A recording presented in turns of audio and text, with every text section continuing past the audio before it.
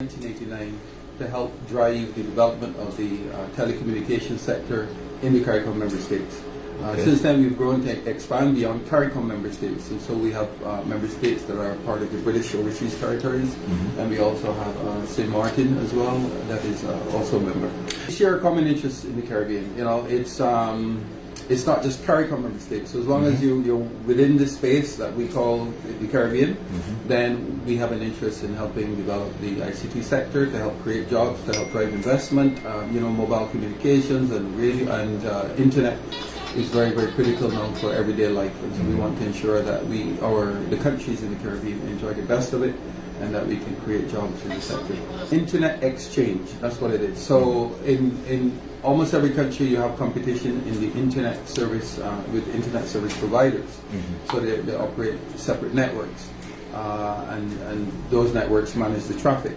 So wherever you have different operators, it gives you the opportunity. The internet exchange allows you to change traffic that is local traffic.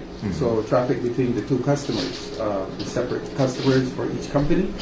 The exchange allows those companies to exchange traffic rather than sending it out of the country to their international exchange.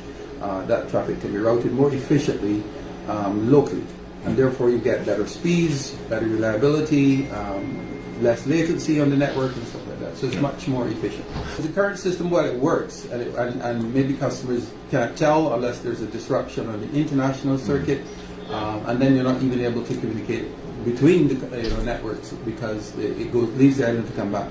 So it's inefficient. It's actually there's a cost to doing it as well, because there's a cost to that international transit. So a lot of the advanced economies, if you want to call it that, countries in Europe and the United States, they have, and North America, they have done this, many years ago. Even within small cities, there are exchanges, not just for the country. If the person you're sending to is not on the same network or not with the same internet service provider, even if it's here in.